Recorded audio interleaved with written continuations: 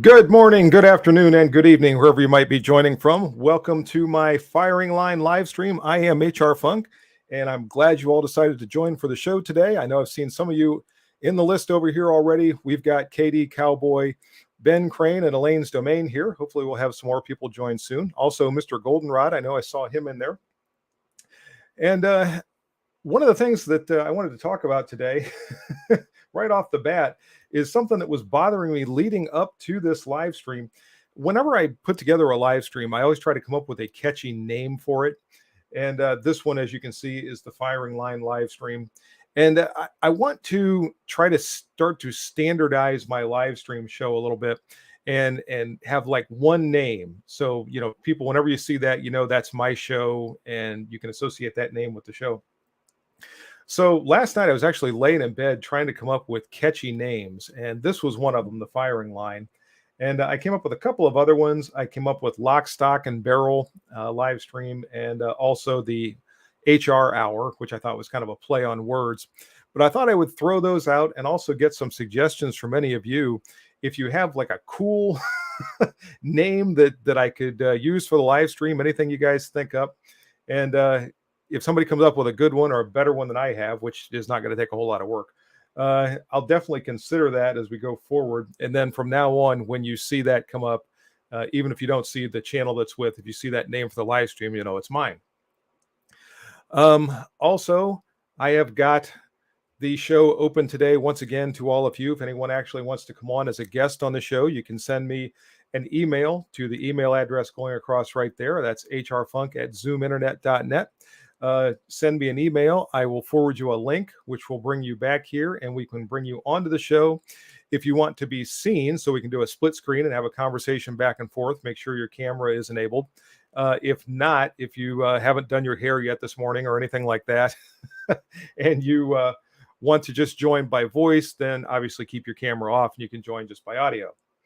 And I think we've had some more people that have chimed in here. We've got Juan Carlos is here. Juan Carlos Tomei, if I'm pronouncing that right.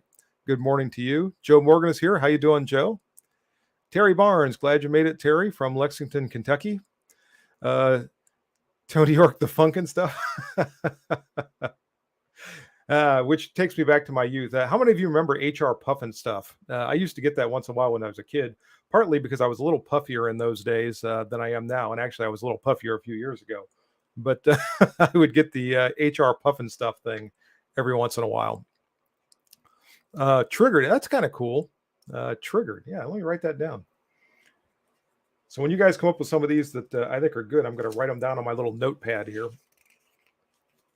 Unfortunately, it's my secretary's day off, so I don't have her to write things for me. And that was, we got the Funky Bunch. And Triggered. Cool. All right. The HR Firing Line, kind of combine those two. That's cool.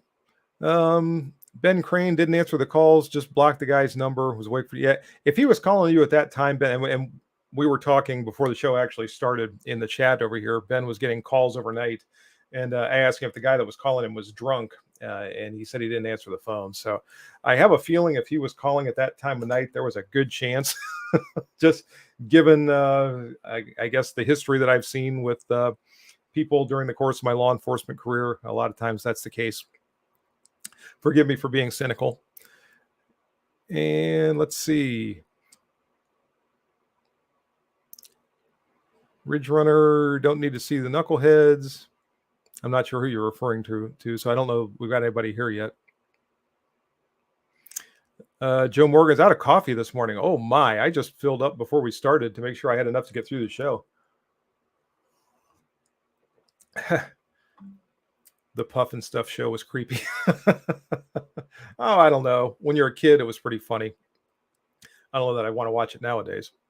By the way, you ever go back and watch some of those shows, like now that we're on TV back when you were a kid, and you used to think they were so cool, and you'd sit there glued to the TV and you watch it now and you go, this really isn't that good. I've had occasion to do that over the years. Now, one that I still like to this day because it's just funny is the old Batman TV show. How many of you guys remember that? That was always entertaining to watch that as a kid, and still with the bam and the pow and the over the top villains and all that stuff. That was always pretty funny. And I don't think that's anything. And Rich Powers is here. Made it to a live stream. Glad you made it. Captain Sig Sauer. Okay, it took me a second to decipher your name, but Captain Sig Sauer is here. Glad you made it. Ridge Runner split screen, and I'm not sure if you're putting that out there for a name. That's not bad though. Split screen. That's kind of cool. Wild Wild West. Yeah, Wild Wild West. I think I'd still like to watch that too. Although it's been so many years since I saw that I guess I can't say that with any real certainty. Yeah, just making a quick check there. I got an email. I was looking to see if anybody had wanted to come on as a guest, but no. Other things in the news today that I was going to talk about once I flip my notebook back to the proper page. Had a number of things going on here recently on the channel, beginning with the acquisition of my Walter, almost said PPK, Walter P99. And man, I like that thing. I really wanted one of those. A lot of you know that I'd wanted one from the time that they first were introduced or announced back at the SHOT Show. And I waited very impatiently for months. That pistol was on order for 3 months or thereabouts, and they were not showing up anywhere. And finally, I started to hear rumors that somebody purchased one here. Somebody sent me a message on one of the videos and said that they had gotten one. So I knew they were starting to trickle in. And then finally they got one in for me at Hot Munitions, and I was able to go over and pick that thing up. But I really like it. I carry it periodically. It's been out to the range a few times. Great handgun. If any of you are interested in one of those, I would encourage you, as I said in the video review, to pick one of those up sooner rather than later, because once they're gone, they're going to be gone. Vegas AV Funk on fire. Tried to watch the A Team. I got a feeling is one that would be pretty rough to watch these days. It was a little rough to watch back in the day. Little on the hooky side. I'm old Little Rascals. Yeah, they put the Little Rascals back on when I was a kid. It was on, during the afternoon cartoon hour or hour and a half, whatever that was back in those days. And it was the original Our Gang, Little Rascals movies from back in the day. But they were still funny to watch, whatever that would have been, probably 30 or 40 years after they were produced, which is one of those things that I always think comedy, good comedy is timeless. I still enjoy watching some of the old comedies, the Abbott and Costello comedies and things like that. So if something's funny, it's just always funny. I miss the old Bugs Bunny Warner Brothers cartoons as well. Those were always great. And I have a feeling that those are probably gone for good, because there's a lot of things in those cartoons that these days are just not politically correct. Jeff Tim remembers the classic Batman TV show. Love the vertical cameos.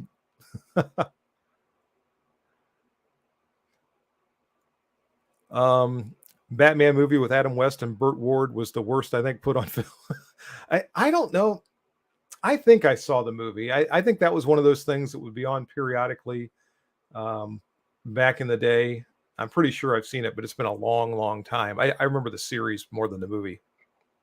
Sigmund and the Sea Monsters. Oh, man. There's a blast from the past. I must have been 10 or 11 when that was on TV. Juan Carlos Tomei. I can remember Hercules on Saturday morning. When only 8 channels available. I think you mean hand cringe covering eyes. The new Zoo review. Wow. I do remember that. And that it doesn't seem like that was on long. But I do with not Woodsy the owl. It was an owl and a Henrietta hippo, and there was another. Was it a frog? Freddy the Frog, maybe? I think that was the new zoo review. Tack Mr. Anonymous.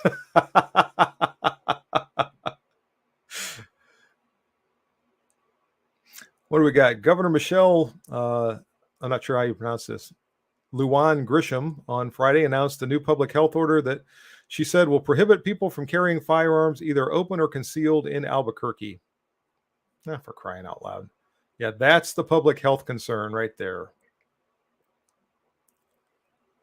Wow, these comments are really rolling. I didn't realize how far behind I was. You guys are really zooming through these right now. Ridge Runner, thoughts on the Liberty Safe situation? I didn't know about that until yesterday. I've spent the last couple of days in a information vacuum because I've been working on those videos with the 1873 Henry. And the part you saw today, the short version, wasn't too bad. I recorded that all in the shop. It was pretty straightforward. The editing was not difficult. But the live fire part that you're going to see starting on Wednesday, that took a lot in terms of recording, and it was extensive on editing and special effects in there and everything else. So I spent like probably 5 hours recording that 2 days ago, and then about another 5 hours or so editing it yesterday. And so I hadn't seen any news, didn't know what was going on. Anyway, ERGJ 1954 calls me up yesterday and says, "Hey, what do you think of the Liberty Safe thing?" So what Liberty Safe thing? So he was aghast that I didn't know anything about it. And he told me a little bit. Then I went online and looked at a couple of things. Oh, and there's ERJG right there. I didn't see him before. But went online and I looked at some things, and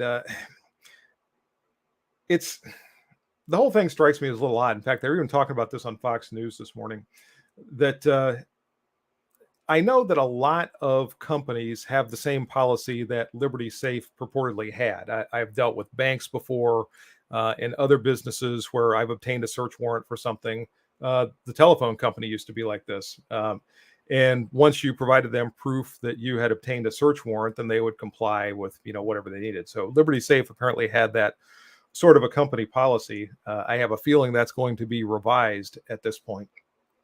But yesterday, then they came out and announced that they are going to allow anyone to opt out of that, not system, but if you don't want them to have the master code to your safe, they're going to allow you to disable it somehow. And then the only bad thing with that will be if you ever lose your combination, you're not going to be able to call them up and help or have them help you get into it.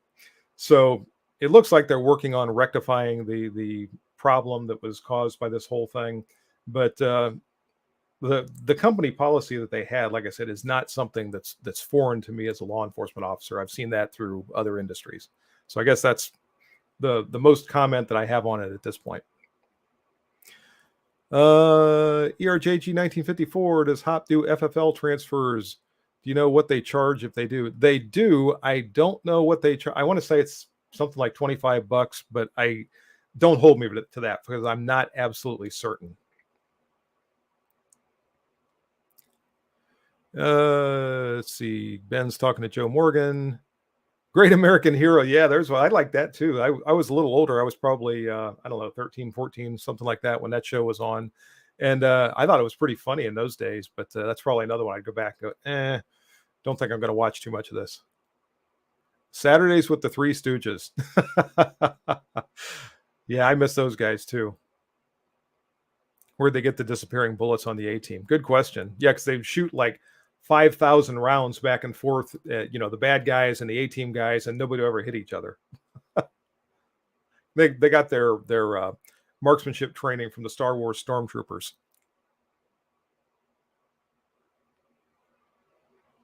Mini 14 for the A-team.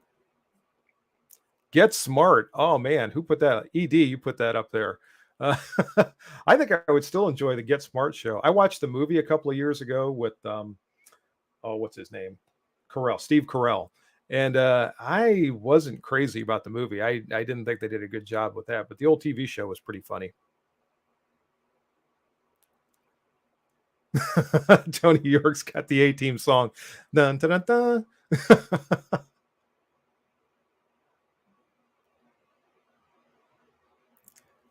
Current comedy is not funny. Now, you're right. There's a lot of stuff that is allegedly comedy that's on TV or just out there nowadays that's just not that funny. I Dream of Jeannie.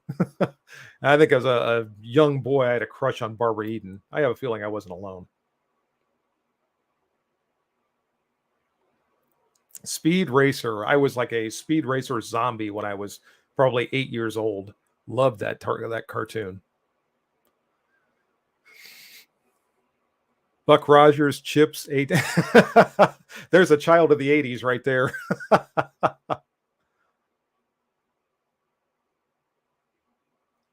The Fall Guy, yes, with Lee Majors. I used to work with a guy that could actually sing the Fall Guy theme song. I had forgotten it until he was singing it one day. I'm like, how in the world do you remember that? This was like, I don't know, 10 years ago or something.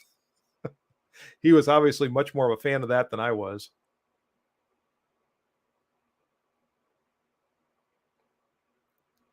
Mutual of Omaha's Wild Kingdom. I can remember that. My grandparents would watch that every week. And if I was at their place on Saturdays, it came on, if I remember right, it came on right before the Disney show. What was that? The Wonderful World of Disney or something like that. So I'd be waiting to watch the Disney, cartoon or movie or whatever they had on that week. But my grandparents would always watch Mutual of Omaha's Wild Kingdom. And at the time, as a kid, I was like, I don't like this too well. But thinking back about it, that wasn't a bad show. And there must have been a lot of work put into, going all around the world and, recording, especially with what they had back then, big, heavy, movie cameras and things like that. They would have to go out and get footage of the lions and the elephants and all that kind of thing. So actually, that was and probably still is a pretty good TV show.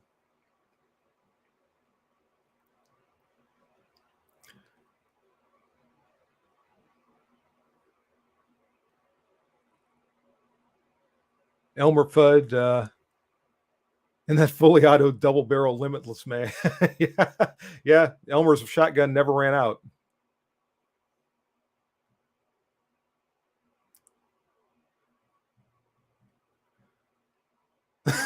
Watch Jim castrate that buffalo while I hover up here in the chopper. Yeah, Jim was the man. You talk about somebody who was fearless because he was always on his own. Even the native guys were like hanging back, like, you go do that. We're going to stay back here where it's safe. Land of the Lost. That was one that I liked as a kid. I thought that was a cool show with the dinosaurs and, they kind of like travel through dimensions and all that kind of thing. I know, was that a Sid and Marty Krofft show? I think it was. They had some pretty elaborate shows back in the day. Is your channel demonetized? Well, it depends on what day of the week it is. Interestingly, my video this morning was, well, it's actually in limbo. It's demonetized at the moment. I've done the appeal thing for it. And I'm waiting to see. So right now, all the views that it's accumulating don't count toward any kind of ad revenue. If they approve it at some point in the future, then views that it gets after that will get something. But the bad part of it is when a video goes live, it gets the most views early on. The first 2, 3, 4 days are when most of the views accumulate on that video, and then they taper off. So if it's 2, 3, 4 days in the future that video gets approved, then I'm going to get, some views, hopefully, going forward, but not nearly the volume that it's accumulating currently. So it's just one of the ways that YouTube does things with at least firearms related content, and I'm sure any other content that they're not that crazy about. And let me scroll down through here because again, you guys are zooming through these comments and I'm way behind. Emergency, the TV show. My wife and I talk about that sometime because we apparently at pretty much the same time we're watching Emergency with Gage and DeSoto. That were the characters' names. Randolph Mantooth and I can't think of the other actor's name now.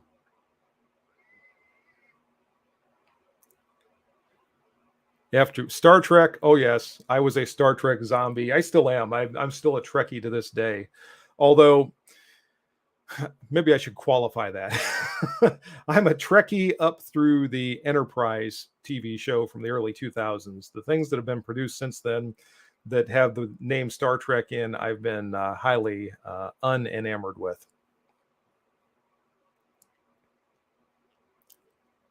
Rat Patrol, great show. What's the Western that Reagan used to intro?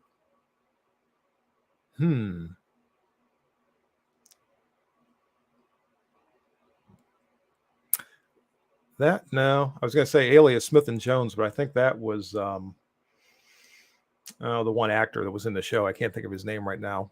Oh, by the way, I didn't mention this in the video, but for part of my research into the 1873 Winchester, I went back and actually watched Winchester 73, the movie with James Stewart in. And that was an entertaining movie all these years later. I mean, there were some of the things that were a little hokey, but overall it was fun. I enjoyed watching that. Good flick. They don't make actors like James Stewart anymore.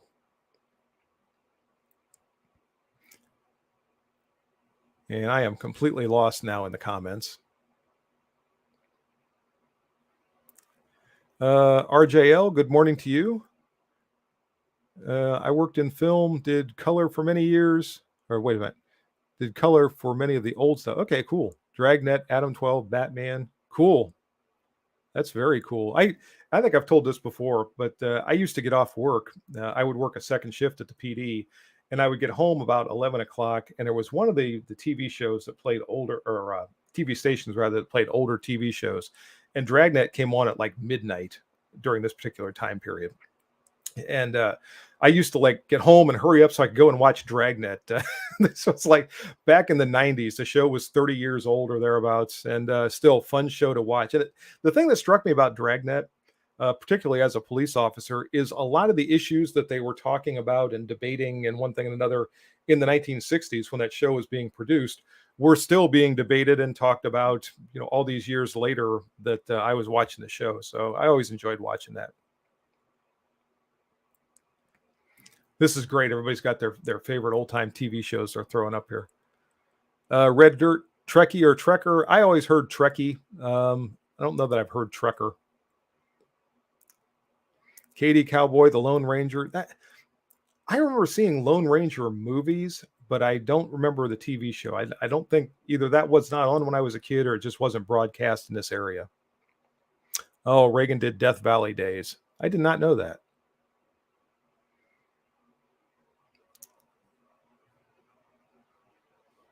If you view Winchester 73, it should be paired with The Man Who Shot Liberty. The Man Who Shot Liberty Valance is actually one of my favorite Westerns. I enjoy that one to this day. I've got it on DVD around here somewhere. I watch it periodically. Great old flick.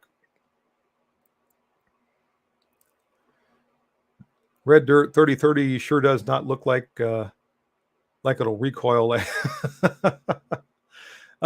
I don't notice the 3030 being too bad. And I'll tell you what has a little bit of zip to it is 35 Remington. When I run that out of my Marlin lever guns, it's not awful. It's not terrible. But when you fire a cartridge, something happened.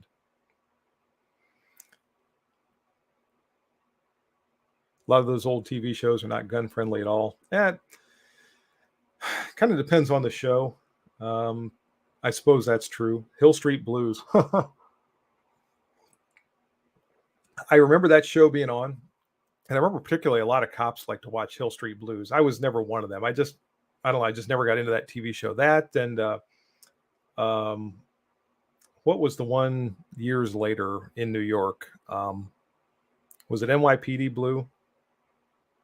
Or is that the one with Tom Selleck? No, Tom Selleck's is Blue, but it must have been NYPD Blue. That was another one a lot of cops liked. I just never watched it. And by that time, I really had gotten to the point where I couldn't watch TV cop shows or really even a lot of movies. I can't to this day because they are so unrealistic to actual police work, which is ironic because I think the thing that attracts particularly a lot of young men to law enforcement work is, seeing the depictions on TV and in movies and things like that. You're like, yeah, I want to do that. I want to go out and catch the bad guys. And then you get into law enforcement and you find out the job is not at all what the fantasy is that it's made out to be. in the movies or on TV or what have you. And I couldn't even watch Cops anymore, because even Cops is really, with the TV show Cops, in the course of the half hour, they show two or three, exciting things that, everybody's, the officers are the heroes and all that, which is fine, but they don't show, the hours and hours and hours of other things, and the paperwork, and the dealing with victims, and, coming home every night and wondering if whatever decision you made that day is going to be the one that gets you fired, indicted, sued, all those kind of things. So I just can't really do that. I can't watch TV or movie Cops anymore.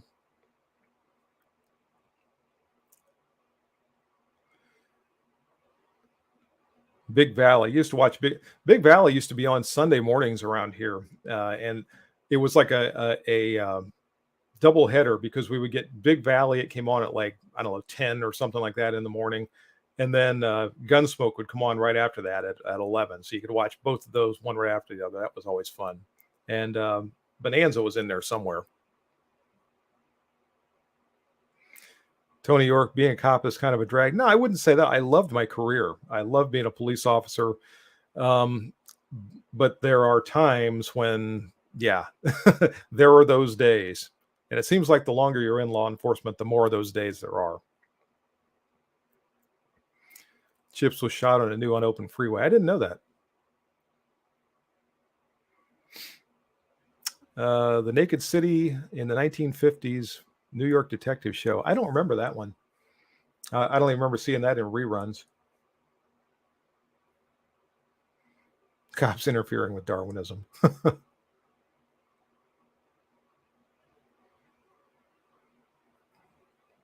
Black Sheep Squadron. There was a good one. I remember that. And I remember Kale's Navy too. Donio, best regards from Poland. Thanks for joining all the way from Poland. I appreciate that. Rawhide and Wagon Train. Johnny Sacco and his flying robot. There was another one. I must have been, I don't know, 8 or 9 years old, and that was on too. That and Ultraman. Those two that were being, I was going to say imported from Japan. I guess more or less that's accurate. But yeah, I remember those.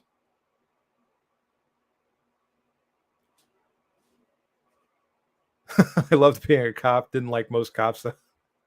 I worked with a guy one time. He would say, you can't do this job more than a few years without starting to hate everyone except a few cops. Now, not all, just a few of them. He was kind of a funny guy. And I don't think I ever got quite that bad, but I know what you're getting at there.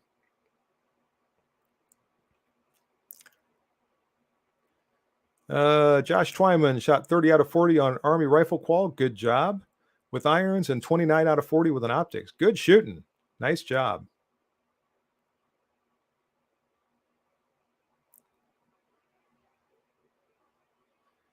Yeah, cool. The guy that rebuilt the Borax wagon, and this just took a jump. He's on YouTube. He rebuilds stagecoaches, etc. That's cool. Saw a 1973 Kojak yesterday. Wow. Telly Savalas shot his chief special with a two-hand hold. Man, that would have been pretty progressive for those days.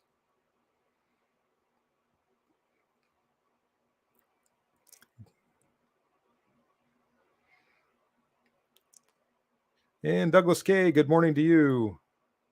Rod Sterling with the World War II trauma with Twilight Zone. Twilight Zone is one of those shows that once in a while it'll be back on somewhere. I think they might even have some episodes of Twilight Zone on YouTube. And some of the writing in that show was kind of amazing. I mean, they couldn't do the things with special effects and one thing and another back then. But some of those episodes, you watch them and you still sit there and think, wow, that was pretty deep with some of the sort of the psychological aspects they would get into and one thing and another. Mork and Mindy.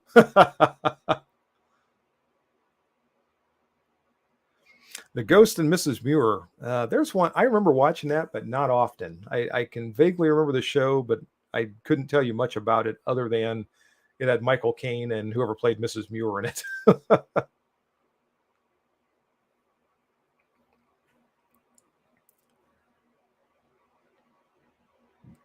Wish all cops could start with a lot of experience.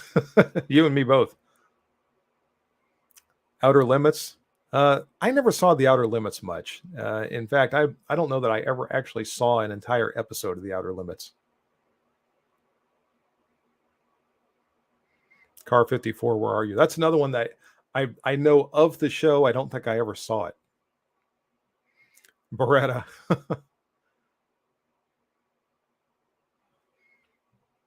They made sci-fi shows stealing from Arthur C. Clarke. I didn't know that.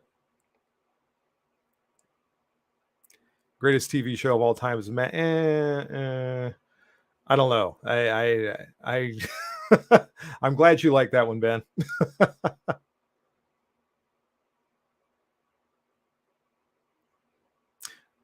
Josh only wanted 3640 for expert. Well, does the Army qualify annually? I'm not sure what the rules are for the Army, but hopefully you'll get another crack at that before too long.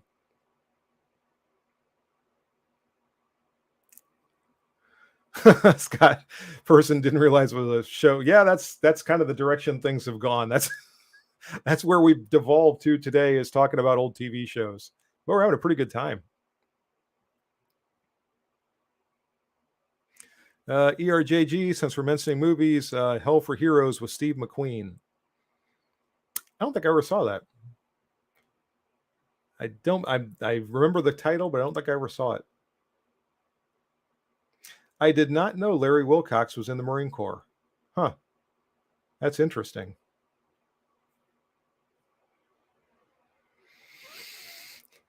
Richard Williams, did you hear about background checks on all ammo sales taking effect in a few weeks in New York? No, I did not hear that.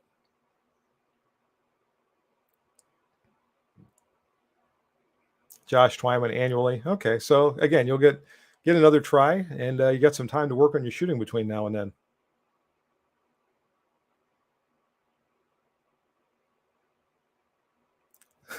Tony York think the greatest of all time is Gunsmoke. Well, you definitely could make an argument for that. It was one of the longest running. I know that started. Didn't Gunsmoke start as a radio drama?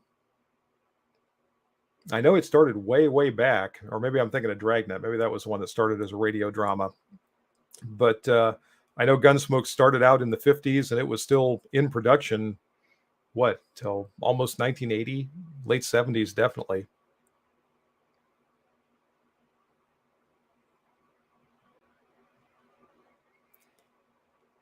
ERJG, Steve McQueen uses an M3 grease gun, one of the few movies that did not feature a Thompson as opposed to the M3. Cool. Tony York, yeah, it was radio. Dragnet was the one that started out as a radio drama. All right, I knew one of those did. And I know that there were parallels between Dragnet and Gunsmoke. I'd seen somewhere that Gunsmoke was referred to as Dragnet on the Range by some of the people that were involved in the production, because I guess a lot of the writing and storyline and one thing and another were kind of similar. I think the voice on the radio was the same as on I think you're right. I think that was what's his name? Webb is his last name. Oh man, I can picture him in my mind, and I can't think of his name. He also played a drill instructor in a movie about the Marine Corps called The DI. Jack Webb, that's his name. But that was a pretty good movie. In fact, I think that might be on YouTube as well. What's a radio? It's like live streaming with no pictures.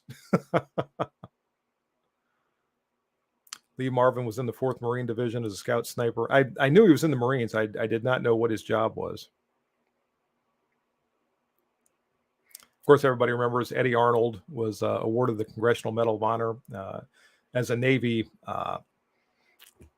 Can't think what they called the landing craft. He drove the landing crafts that was taking Marines to the beaches, and under fire, he ended up rescuing various Marines and taking them back to the boat so they could be treated. And he ended up winning the Congressional Medal of Honor for that.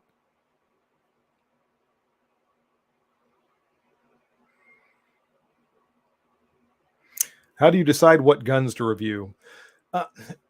Based on what interests me, really, more so than anything else. When I see either new firearms coming out, or I get an opportunity to look at something like the 73 Winchester or whatever, And my personal interest in firearms is so, here's the word of the day, so diverse.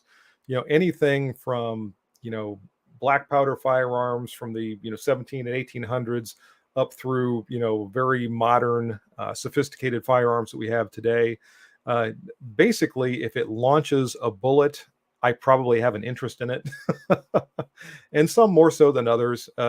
Particularly firearms that are historically significant in one way or another. Either it was a type of firearm used by certain people in certain circumstances in history, or something that maybe even changed the world. When you think about something like the Walter PPK that Adolf Hitler used to do himself in, that's a pretty big thing. or other firearms like that just are tied to a very significant event in history. Those really catch my attention.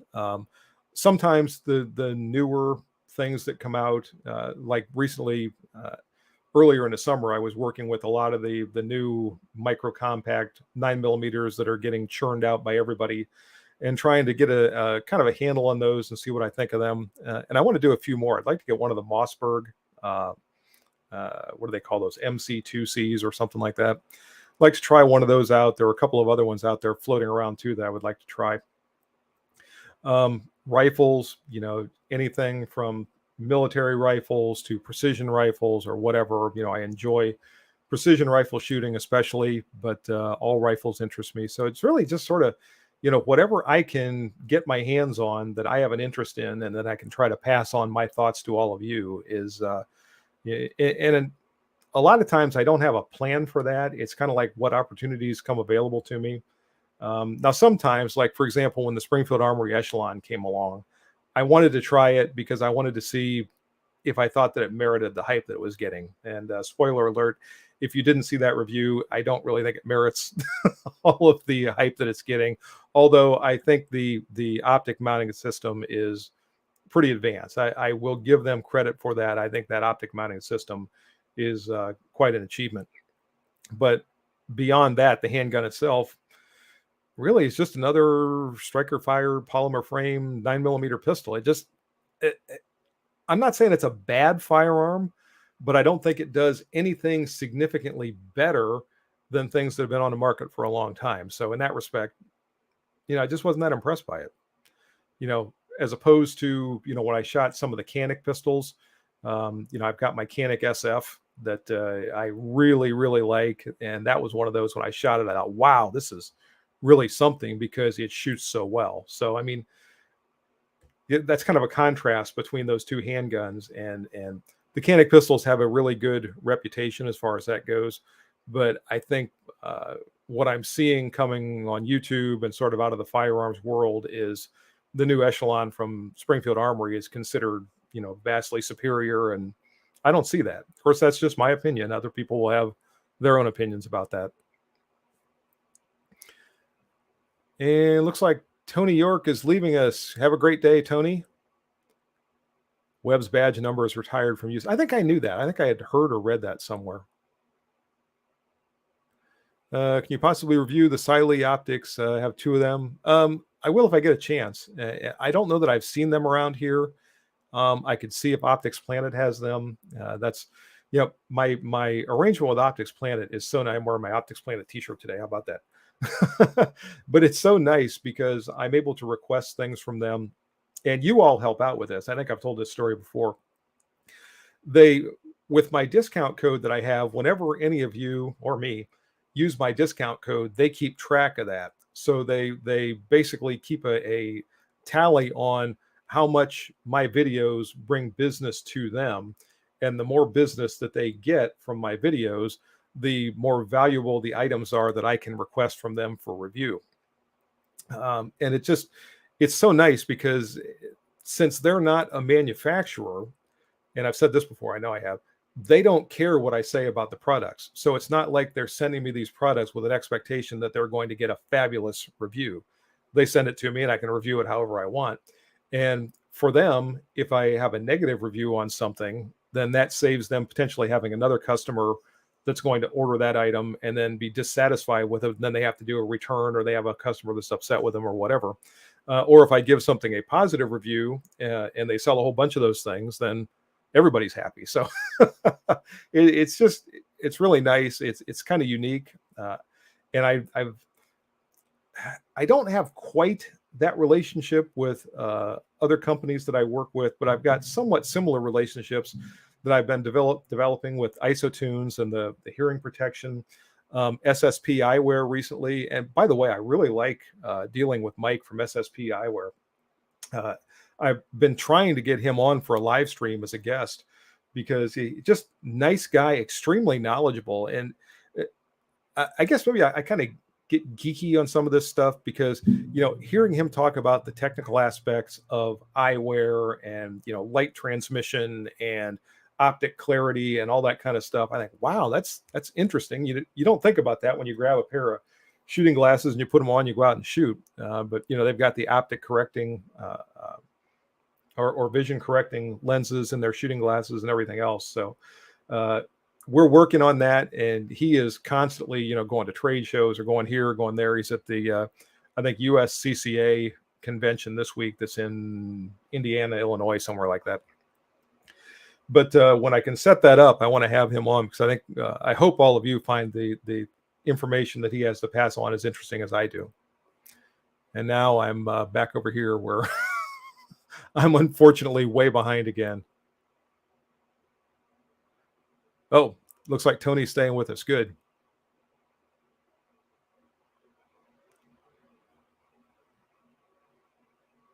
And I see a lot of you guys are talking to each other. I'm just looking down through here for comments directed toward me.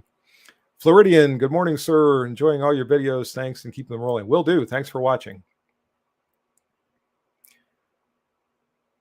Army retired as a gunnery sergeant or staff sergeant. Yeah, I knew that. I knew that he retired as a staff sergeant. In fact, I think he was medically retired, if I remember correctly. But the Marine Corps honorarily promoted him to gunnery sergeant because of his, I guess, his presentation of himself as a Marine and as the Marine Corps. I keep hoping that maybe the Commandant will call me one of these days and promote me to sergeant, but so far that hasn't happened. Ben Crane's got to leave us. Ben, hope you have a great day. Thanks for joining in.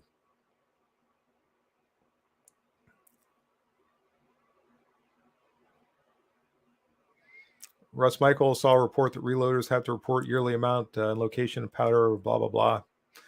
I haven't heard of, I've heard things like that thrown around in the past. I haven't heard anything about it recently. Before Jack Webb became Jack Webb, crashed into my grandfather's car. Really? That's a funny story, Jeff. Where did that happen?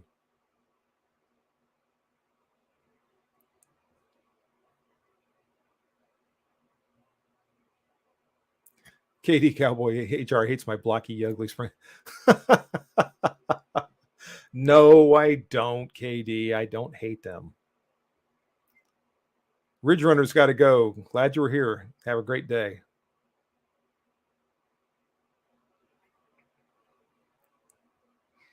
Ermi epitomized 1970s drill instructor. And the thing that I've told people is now it's a little over the top, with some of the things that go on in the movie Full Metal Jacket, but generally speaking, that's the most realistic depiction of Marine Corps boot camp I've ever seen on film. He just nailed it. I mean, he was a drill instructor. That comes through in the movie. There are some things that, for example, when I went through boot camp, we had 3 drill instructors that were assigned to us. There was a senior drill instructor and then 2 assistant drill instructors. So, depending on what was going on, any one of the 3 might be working with us. Whereas in the movie, it's always just him working with the platoon. So, I mean, there are a few things like that are a little off, but generally speaking, that's Marine Corps boot camp.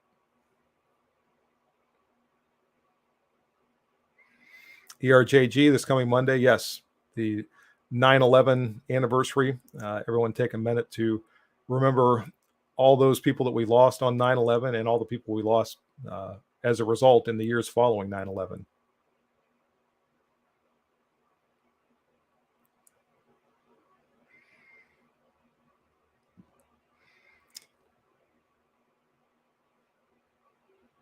And I'm just dropping down through the comments here.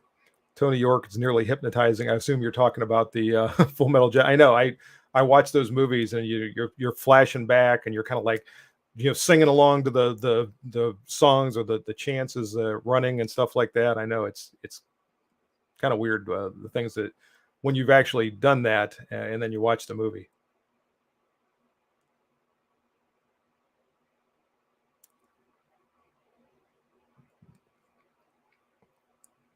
My grandfather was with Los Angeles 42 years as a boy. He'd bring me down to Parker Center, have family dinner there. Jack Webb did a great repro, apparently working on the car. Oh, wait a minute. Look, paint. Okay.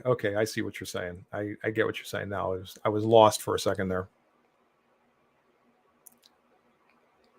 Katie Cowboy, is it difficult to reload? Never did. It's not difficult. It takes a lot of attention to detail, and really, it takes a long time to develop a knowledge base with powders and different bullet weights and cartridges, and straight wall cartridges require a slightly different procedure than bottleneck cartridges, and one thing and another. And then you get into case trimming and trying to accurize your cartridges and things like that. There's just, it is such a multifaceted undertaking. And it's one of those things where nobody ever knows everything. There's always more to learn.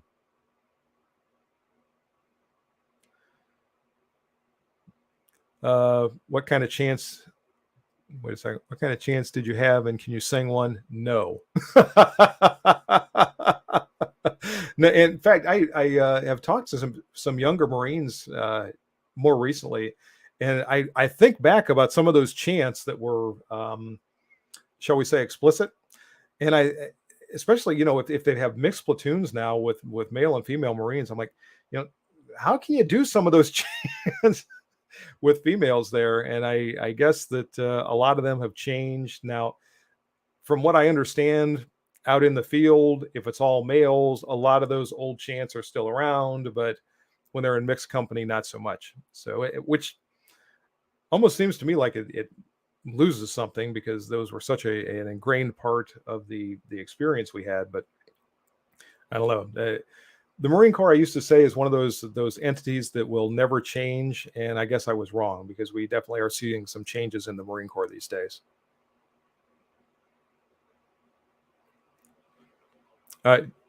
RJL, I got what you were saying. It took me a little bit when I was reading that before. I was confusing it with one of the earlier comments, but I understood what you were saying. C-130 rolling down the strip.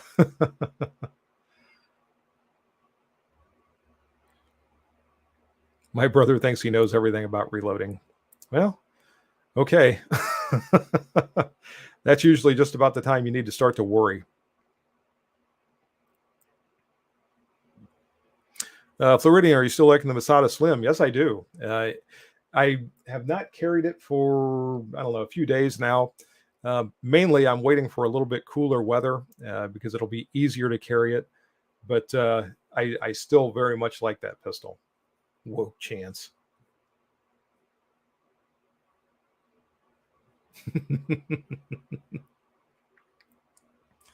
And what are we coming up to here? I've not been paying attention to time. 48 minutes so far.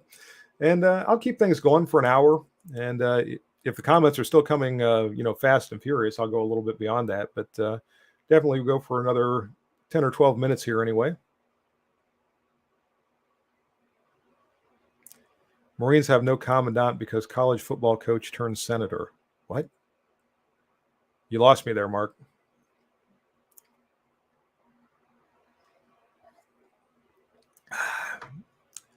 Okay, Nate. Correction noted. Not chance, cadence.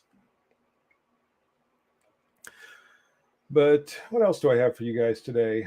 I did make a list of things.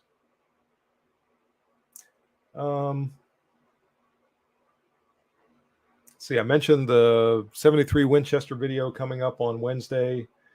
And well, hope you all saw the video that I made a couple of weeks ago on my P35 high power that I sent off to BH Spring Solutions.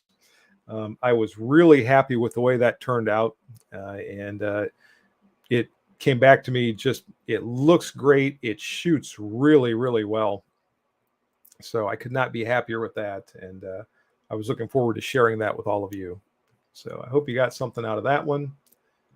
And hold on a second here. I got something. Okay. Again, I thought somebody might have wanted to come on the show, but it was a random email about a comment on one of the videos. Which, by the way, is how I usually start my day. I get up in the morning, and the first thing I do is pick up my phone, and it will have all the comments that came in overnight. And so I'm sitting there half awake responding to. If you ever get a response to a comment, and it sounds like I was inebriated at the time that I sent the comment, I might have been inebriated, but more likely I just wasn't awake yet when I sent that. And then sometimes I'll accidentally hit the send button and only have half a comment and stuff like that. So.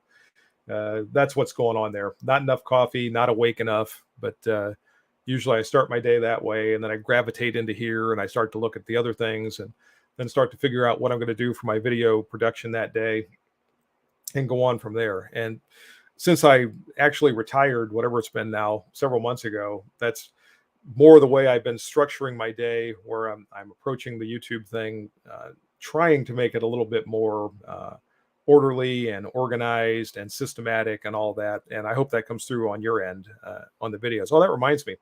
I met a gentleman the other day. In fact, I have his card right here, who is an actual director, writer, and videographer who knows a lot more than I do about things like lighting and video sound and video recording and one thing and another. And I'm going to meet with him this coming week.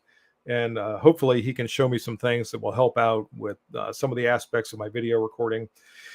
One of the things in my video coming up next Wednesday that you're going to see, and this is one of those, it's a difficult thing to deal with because I was out at the range on a cloudy day. So I'm dealing with natural light. And of course, the clouds are going by, and then, the sun will come out and I'll have bright sunshine, and then the cloud comes back by and I'm in the shade again. So when I'm in the overcast conditions, I am trying to open the iris of my camera so that I'm not looking like I'm in a shadow constantly. But then the sun comes out during the course of recording that segment, and all of a sudden it looks like the entire area is glowing. It's overexposed. So I don't know. I'm hoping he might be able to help me out with some of those kind of things, so I can keep those deviations in my video to a minimum, so that hopefully they're not going to be distracting. Tony York, where to find information about reloading manuals. Most of the major component manufacturers, whether it's Hornady, Nosler, Lee, whoever, publish reloading manuals, and they will have explicit instructions in there on the process for reloading ammunition. They will have load data with the different types of powder and different types of bullets and the velocities they're able to obtain. They usually even have things like cartridge histories and one thing and another. So they're just packed with information. And those things are written by ballisticians and people with a lot of knowledge of those products that they're featuring in the manual. So that's the best place to get information on that.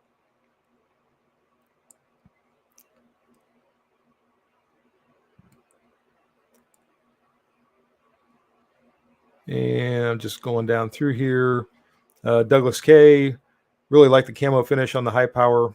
Turned out great. I like it too. I just every time I look at that thing, I think it's great. In fact, I went to Hot Munitions the other day. They had a grand opening for their new location. That was a week ago today. And I went ahead and wore that pistol because I think it looks so nice. So nobody mentioned it. I don't know if anybody noticed, but I was trying to make a fashion statement with it.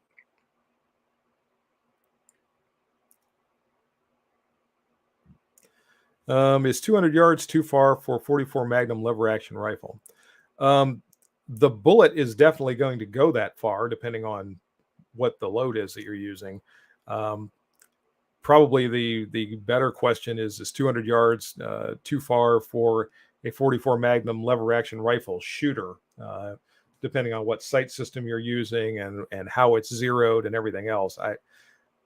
I wouldn't be crazy about shooting a 44 Magnum at 200 yards. That's there are other cartridges that are more appropriate for that. 44 Magnum, 50 yards, maybe stretch it out to 100 yards. I think the farthest I've shot deer with a 44 Magnum is about 50 yards out of both handguns and lever action carbines. So I just never had the need to shoot one much beyond that.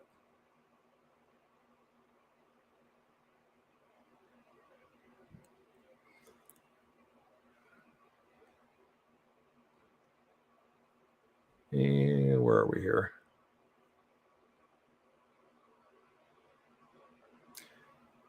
PSA has their own version of a 45 now. I didn't know they did. I'll have to look into that. I do have another handgun that's going to be reviewed soon. Looking forward to that one. This is going to be a new duty size handgun, so watch for that one coming.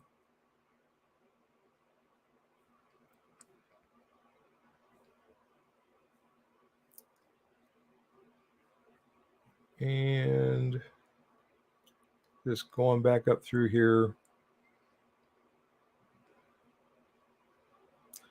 Roy Kiefer went to the range earlier this week. My SIG 226 and 40, ancient but superb. Hard to think of the 226 as ancient, but I know what you mean. Even with 77-year-old eyes, couldn't miss. Nothing fancy, simple, fundamental excellence. Yeah, those old SIGs were great pistols. I never owned one. I have shot them, and like I said, it's hard to think of them as being ancient because I remember back in the 1980s when they were new and all the press surrounding them, and there were so many gun writers that were just very big fans of the SIG pistols. And all these years later, they're still good pistols, even if what I'll call maybe some of the younger crowd doesn't think so.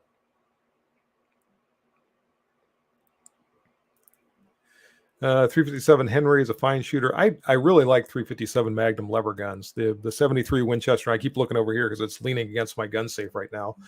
But that one, I've got a Marlin carbine in .357 Magnum lever action carbine. You know, that's a great little package. That's been in a few of my videos, and I really like that little rifle. It's extremely handy. You know, potent enough for just about anything you could want, and if you want to, you can download it with 38 specials. So it's just a great little carbine. Great cartridge, I guess, paired with the lever action platform. The PSA Admiral in 1911. Really? All right. Like I said, I was not aware of that. Again, I'll have to look into it.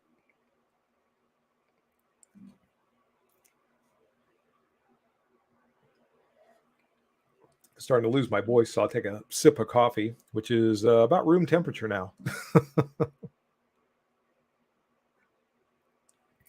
Hope Ruger Marlin will soon produce the .357 Mag. Yeah, it seems like, you know, for how long has Ruger owned Marlin at this point? You know, 2 years ish. Are we up to 3 years yet? I'm not sure. But it seems like the new models are really trickling out slow. Now, when I was at Hot Munitions a few days ago, I did notice they've got one of the stainless steel big loop models, the 1895.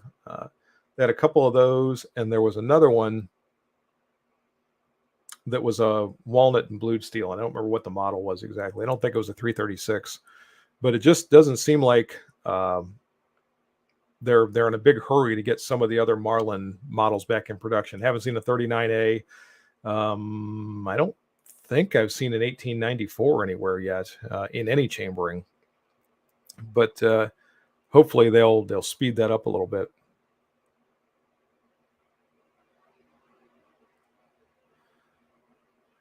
And thank you, Mark. I appreciate you saying that.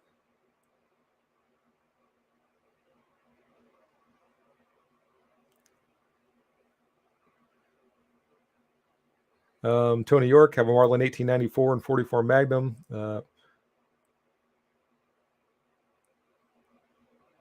would almost be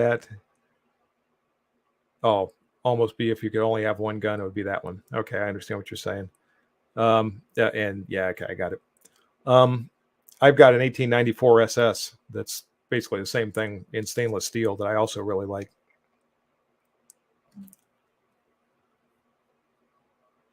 Roy Kiefer, maybe they're taking it slowly to ensure top quality manufacturing. Hopefully that's what it is.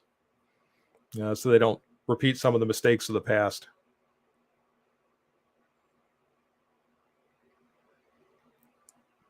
And Deke doesn't even need to shoot the lever guns. He just likes to look at them. And I get that. Very classic lines. Fine craftsmanship on a lot of them. All right, gang, we are up to the 1 hour mark, and it seems like things are tapering off a little bit. So I think I'm going to go ahead and wrap things up. But I want to thank all of you for joining. This has been tremendous. And again, I knew I was having a short video this morning. I thought this would be a good opportunity. I haven't had a chance to put together a live stream lately. So thank you all for joining. I hope you have a great rest of your day and a great weekend. I have said this so many times, and I always like to end the show with this. I absolutely come back to YouTube again and again and again because of all of you. It is the experience, the interaction, the sharing, I guess, of knowledge and thoughts and everything else that all of us have that is what I value so much from this experience. So thank you to all of you. A special thank you to my channel members. I appreciate that contribution you make to the channel, especially for those times that YouTube goes on those binges where they're demonetizing everything. That really does help. So thanks to all. Have a great weekend. And until we get together next time, good shooting and bye-bye for now.